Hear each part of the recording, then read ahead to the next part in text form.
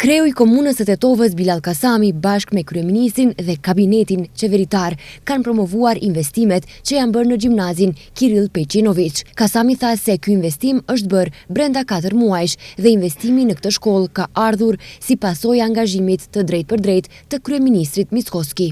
Ajo që për dika para 4 muaj duke një iluzion, që duke një premtim i rem parazgjedhor, sot është bërë një realitet.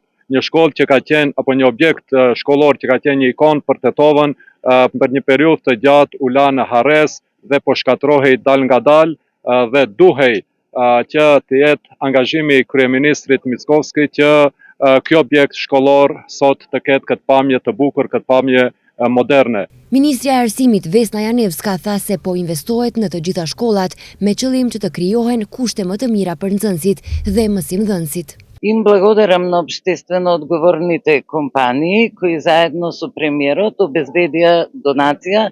I falenderoj kompanitë e përgjegjshme që së bashku me kryeministrin kanë siguruar donacion që të fitojmë këtë objekt të bukur. Qeveria së bashku me pushtetin qendror investojnë shuma të mëdha për të siguruar kushte për mësim.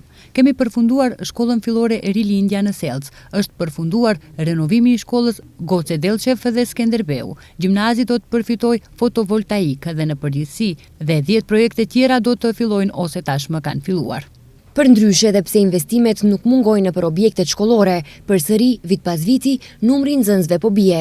Vetëm në gjyqëtorin e dytë, flet shpërngulje për në vendet perëndimore kanë marrë mbi 100 nxënës në komunën e Tetovës.